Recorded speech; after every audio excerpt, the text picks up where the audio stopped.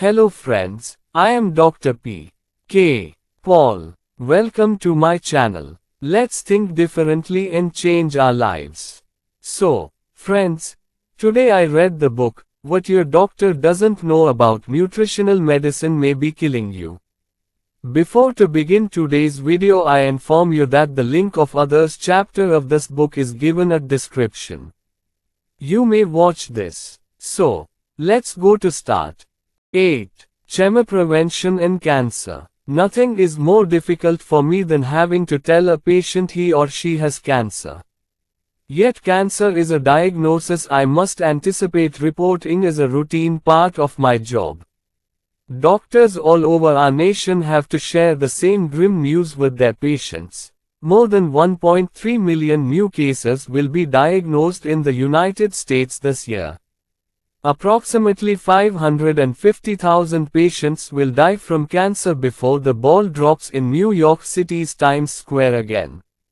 In spite of the $25 billion spent on cancer research in the past 20 years, deaths from cancer have actually increased over that same time period.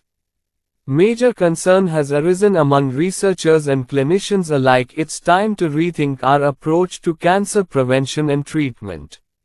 But, you may ask, hasn't research made some great progress?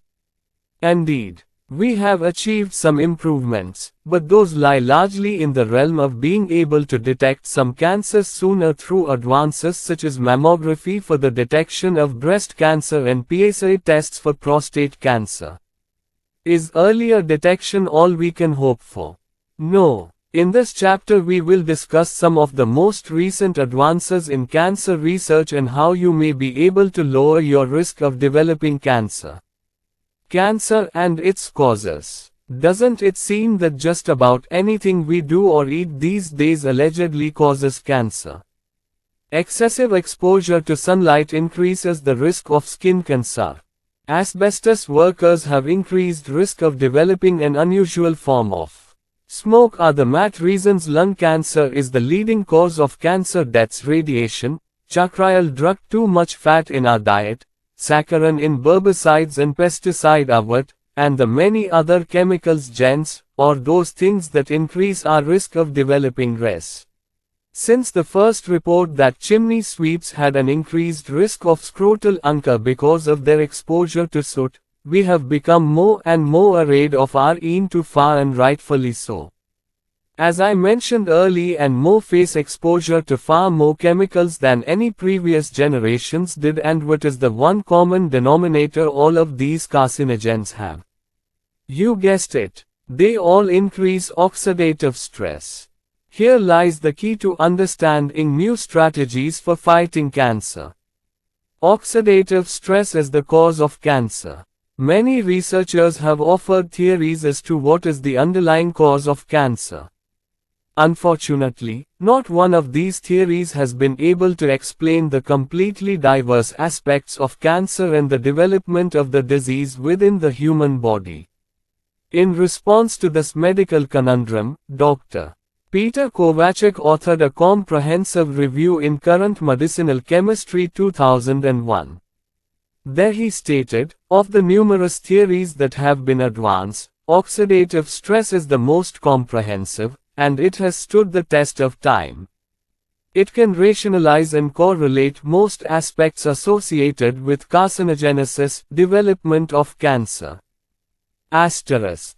Kovacek's research supports growing medical evidence that when excessive free radicals are allowed to exist near the nucleus of the cell, significant damage to the DNA of the cell can result.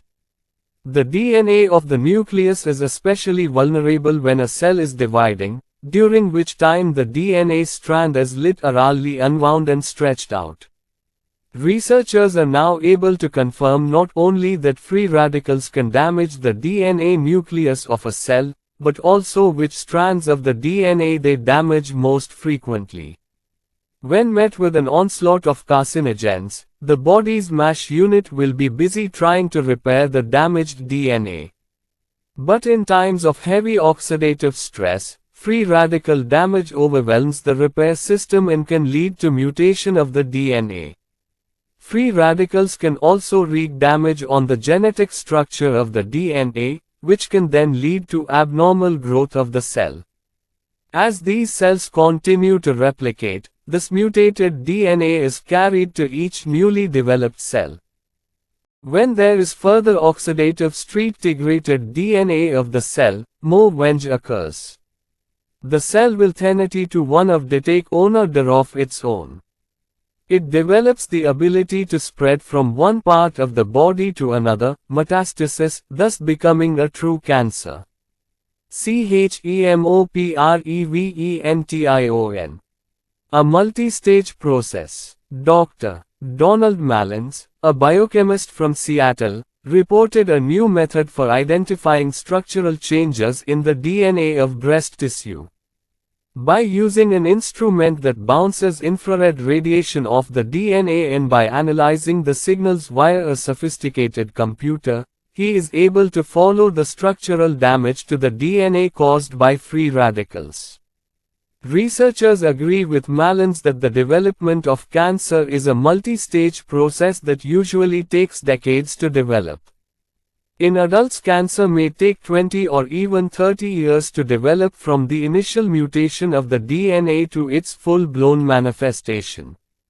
In children, this process may progress more quickly because of their more rapid cell turnover.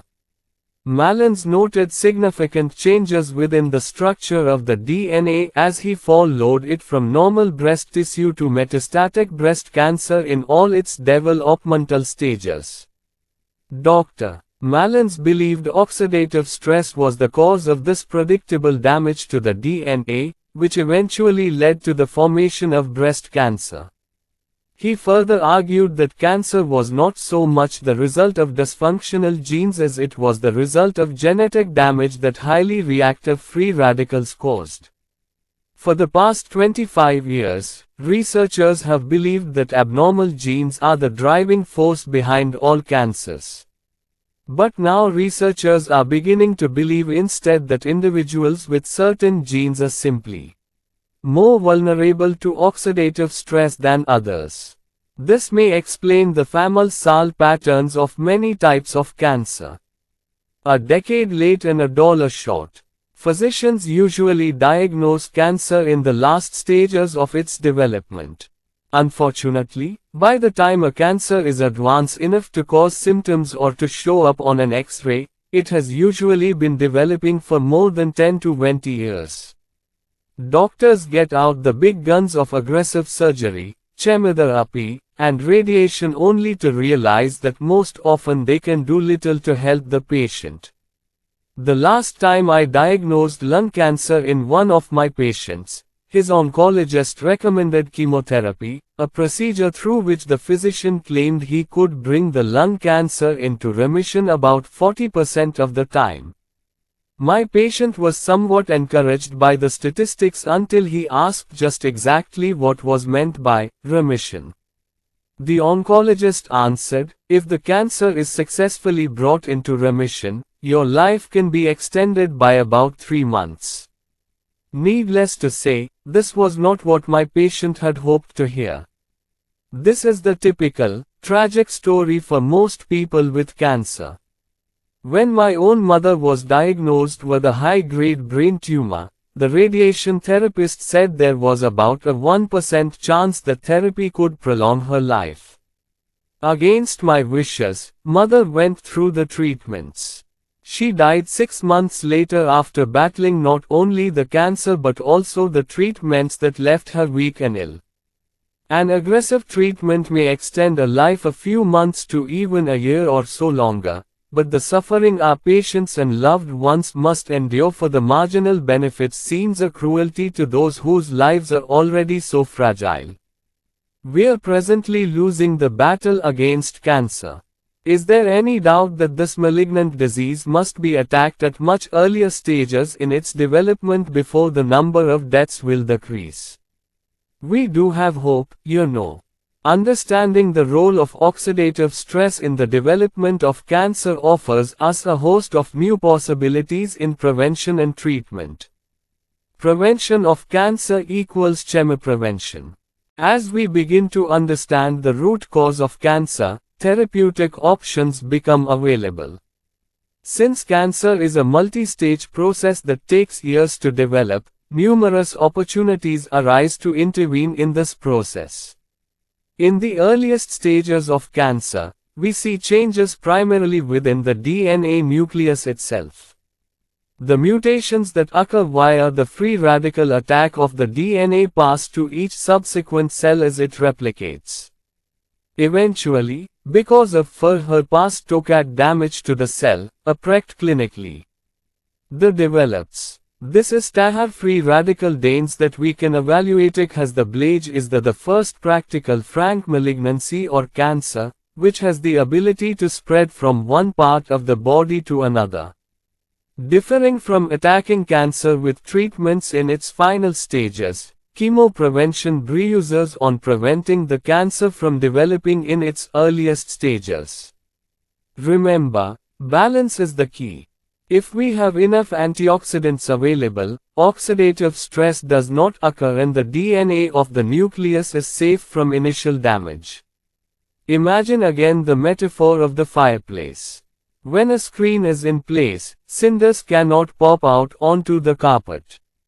Chemoprevention also aims to reverse the damage that has already occurred to the cell. As you learned in Chapter 4, the body has the amazing ability to heal itself, remember the MASH unit. Let us now carefully consider a strategy for fighting off cancer in 3 planned phases of chemoprevention, and the effects each has on the body. Chemoprevention Phase 1, Decreasing the risk. The first strategy in the prevention of cancer may seem obvious. Whenever possible, eliminate, or at least decrease, the exposure to carcinogens, chemicals that we know increase our risk of cancer. Though seemingly obvious, this phase is much easier said than done. Here are steps you should take immediately to decrease your risk of cancer. 1. Stop smoking. Cigarette smoke is the most potent carcinogen to which many of us are exposed. Though nicotine is terribly addictive, we must struggle to rid the body of it and all the carcinogens contained in cigarette smoke. Smokers show a tremendous increase in the number of free radicals in their bodies. And though to a lesser extent, secondary smoke is also an important factor in oxidative stress. 10. 2. Reduce your exposure to sunlight. UVA and UVB ultraviolet light is a well-known carcinogen. I strongly recommend using sunscreen that protects against both. It's a discipline you can't live without. Parents, protect your children. Fat, especially when a far intake at meals is known to induce QED of antioxidant to induce oxida that meal. We must decrease saturated fat intake, making certain we consume at fiber each day in fruits and vegetables and more than we cove grams of fiber populated rollo. You have heard all this before, but less than %% of the follows this advisory. Be aware of the carcinogens. Whenever possible, choose to take action in decreasing your exposure to cancer-causing agents such as radiation, pesticides, herbicides, asbestos, charcoal, soot, and so on by purging them from your home environment. A principle you will learn to appreciate is that if we reduce our exposure to all of these carcinogens, we will produce fewer free radicals for our body to fight. For example, it's difficult for me to recommend eating a healthy diet supplemented with nutritional medicine to a patient who is smoking 2 packs of cigarettes a day.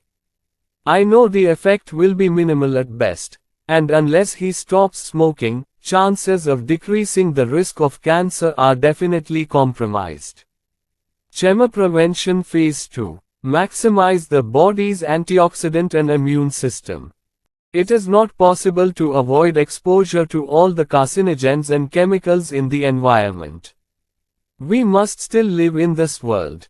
Hesitating with fear of what might be out there will only rob us of a full and abundant life.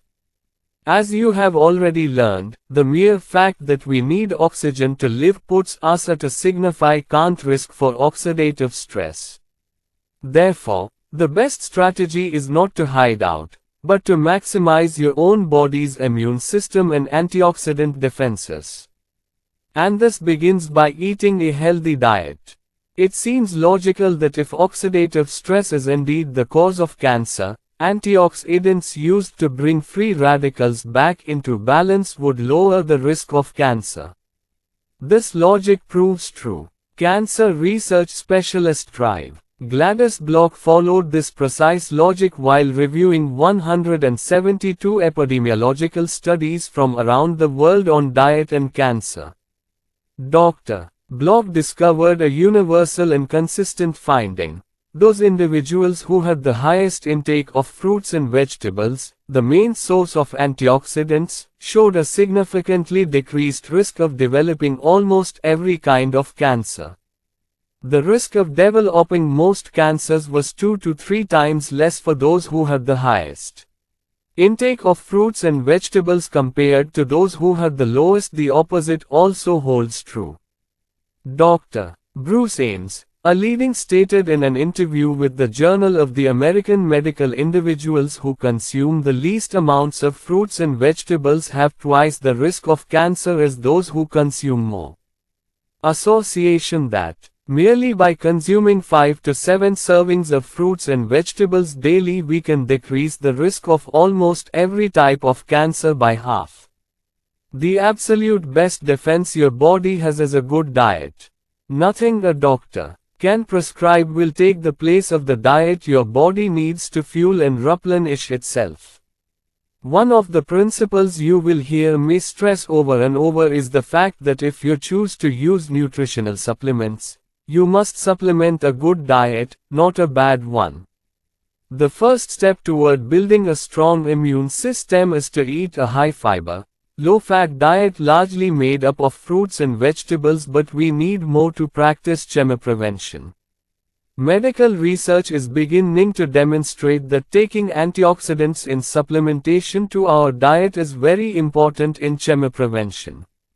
Studies show that supplementation of a good diet over a 20-week period of time with vitamin C, vitamin E, and beta-carotene resulted in a significant decrease of the oxidative damage to the DNA of both smokers and non-smokers. Vitamin E has also been shown to protect against exercise-induced DNA damage. Chemoprevention Phase 3, Empowering the Body's Repair System.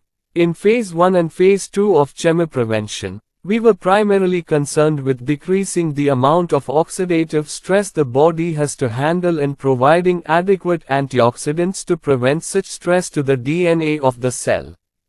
In Phase 3 we will focus on the body's amazing repair system when coupled with adequate nutrients enabling the cell to repair significant damage that has already occurred. Precancerous lesions or growths offer us a unique insight into the use of antioxidants in chemoprevention.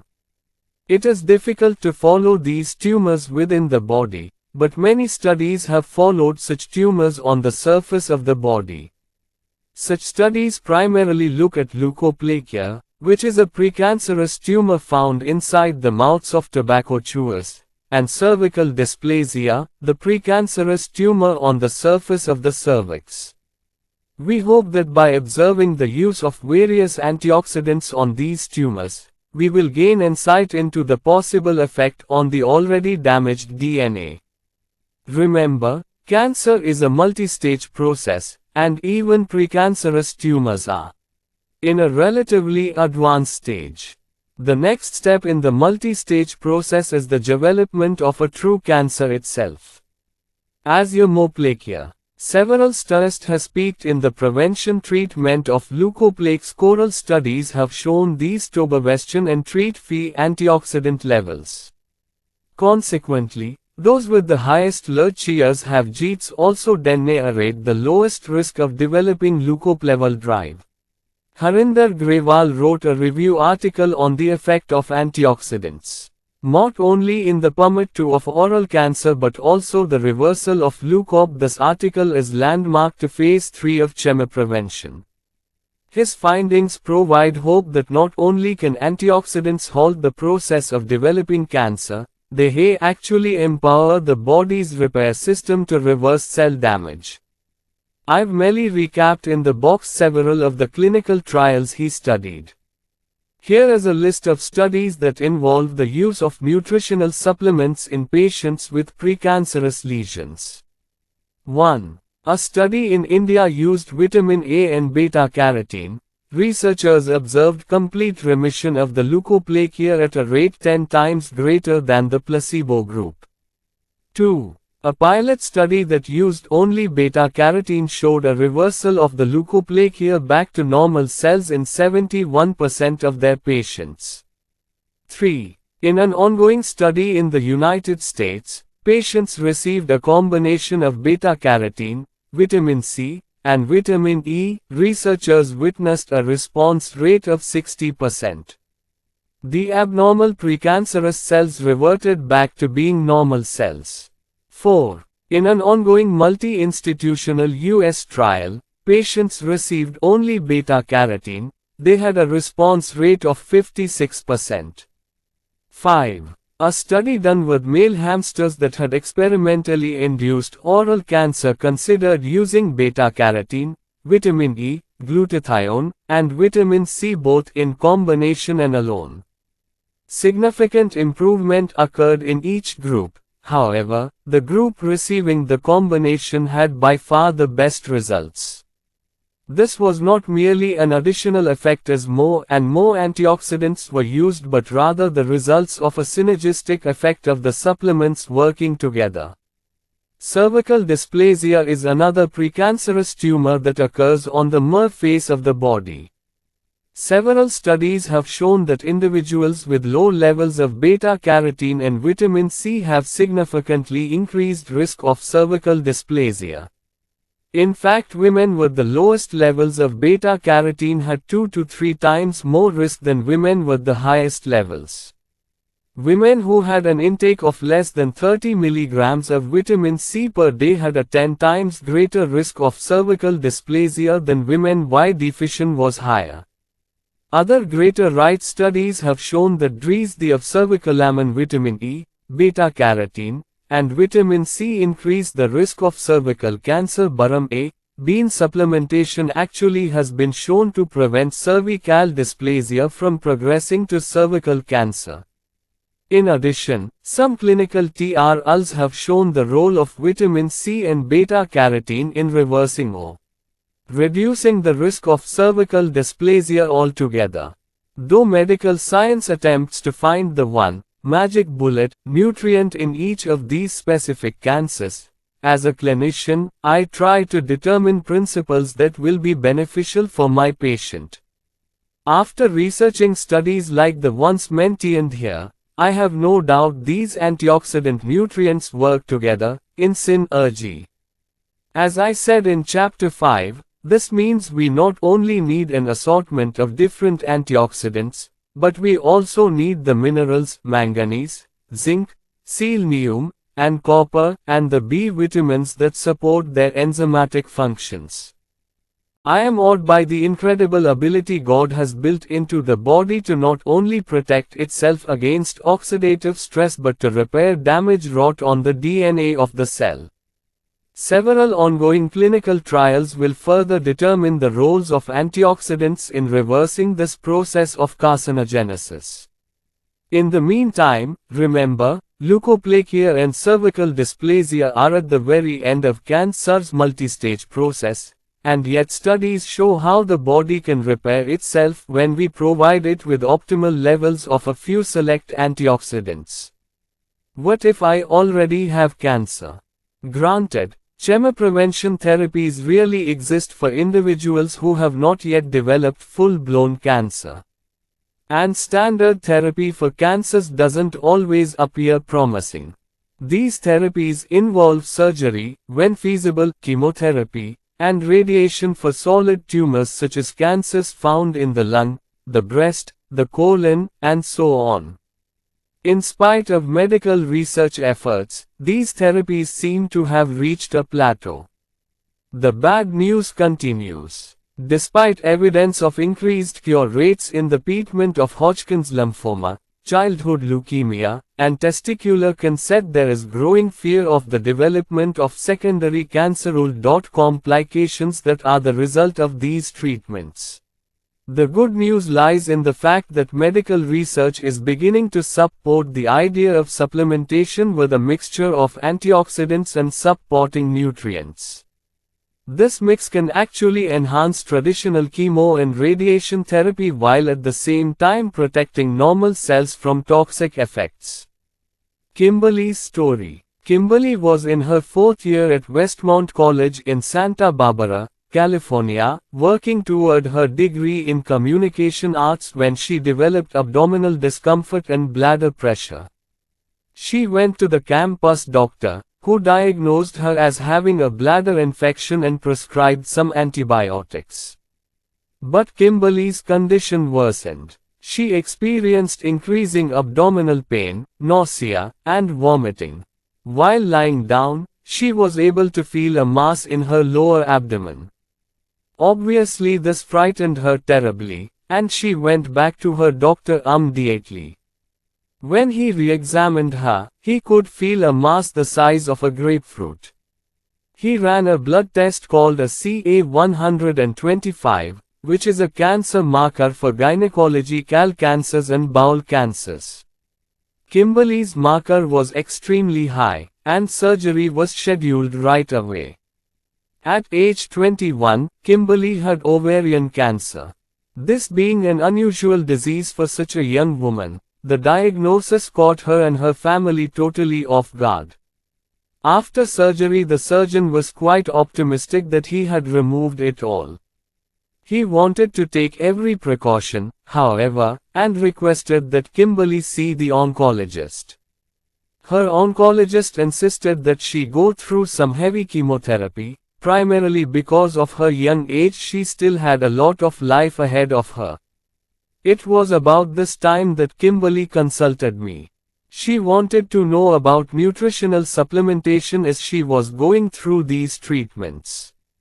She started an aggressive nutritional supplement program and scheduled her chemotherapy. Kimberly did not want to drop out of school, even though her doctors strongly recommended it.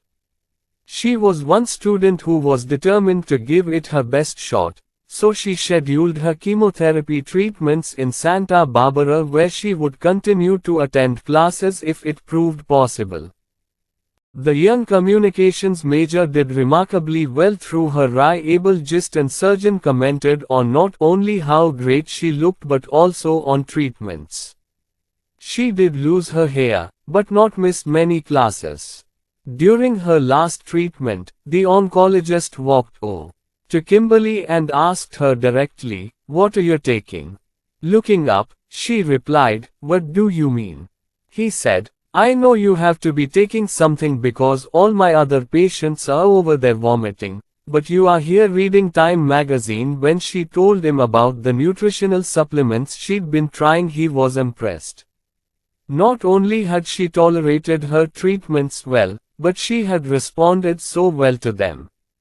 Kimberly continues to thrive. It has been more than 3 years since the finished her chemotherapy.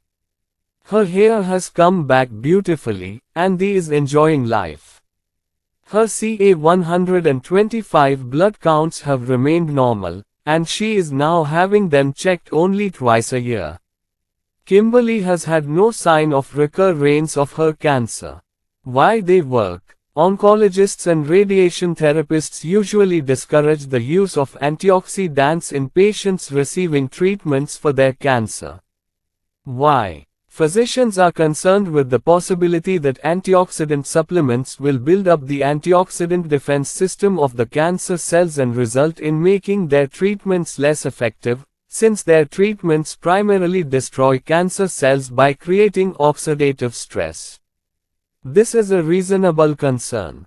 But the medical literature does not support their position. Drs. Kedar Prasad and Arun Kumar and their colleagues at the University of Colorado Medical School Radiology Department reviewed more than 70 studies to address this concern. They titled their report, High Doses of Multiple Antioxidant Vitamins, Essential Ingredients in Improving the Efficacy of Standard Cancer Therapy, which appeared in the Journal of the American College of Nutrition. There, Drs. Prasad and Kumar noted a few scattered studies that show a negative effect of using one nutrient in supplementation with certain chemotherapeutic treatments. When high doses of multiple antioxidants were used together, however, the therapies were enhanced. Now, why would this happen? Antioxidants help destroy cancer cells. Clinical research is revealing that cancer cells take up antioxidants differently than do normal cells. Normal, healthy cells will take up only the amount of antioxidants and supporting nutrients they need. This is very important scientific fact when it comes to the principles of cellular nutrition. Cancer cells, on the other hand, continue to absorb antioxidants and supporting nutrients early knowing when to quit. This intake of excessive antioxidants actually makes the cancer cells more vulnerable to cell death. Antioxidants not only aid in the battle against cancerous cells, they improve the defense of healthy cells against the damaging effects of radiation and chemotherapy. Antioxidants help good cells. It is common knowledge that almost all of the harmful side effects of chemo and radiation therapy to normal cells are the result of the increased oxidative stress these treatments create inside the body. What is not common knowledge, however, is that when a patient takes high doses of antioxidant supplements, he improves the defense system of normal cells since they take up these antioxidants normally. This creates a true win-win situation. Chemo and radiation therapy can work at a peak while at the same time the terrible side effects and damage that occurs to the healthy cells is significantly reduced. Vitamin E protects against the damage caused by various chemotherapeutic agents to the lungs, liver, kidneys, heart, and skin. CoQ10 has been shown to protect against the long-term damage to the heart that the drug adriamycin causes. Beta-carotene and vitamin A reduce the adverse effects of radiation and some chemotherapeutic agents. All of these antioxidants have been shown to help protect against the DNA damage to normal cells that cancer treatments cause. Michelle's story. Michelle was a beautiful, vibrant 4-year-old. Her world was filled with love and lots of laughter. It appeared that nothing could penetrate the safe haven of her family. But Michelle's carefree life changed. Doctors discovered the discomfort she was experiencing in her back and abdomen came from an aggressive cancer called a neuroblastoma. The family was devastated. Michelle underwent exploratory surgery shortly after the diagnosis. When the surgeon emerged from the operating room, the family could see from his face that the news was not good. He informed them that Michelle's tumor had spread, stretching clear up to her diaphragm, and had wrapped her abdomen. There was no could remove it, though Michelle even recovered from her exploratory surgery. Her 1AG team started her on aggressive chemotherapy but still was not optimistic about Michelle's chances for long-term survival. This was when Michelle's mother consulted me.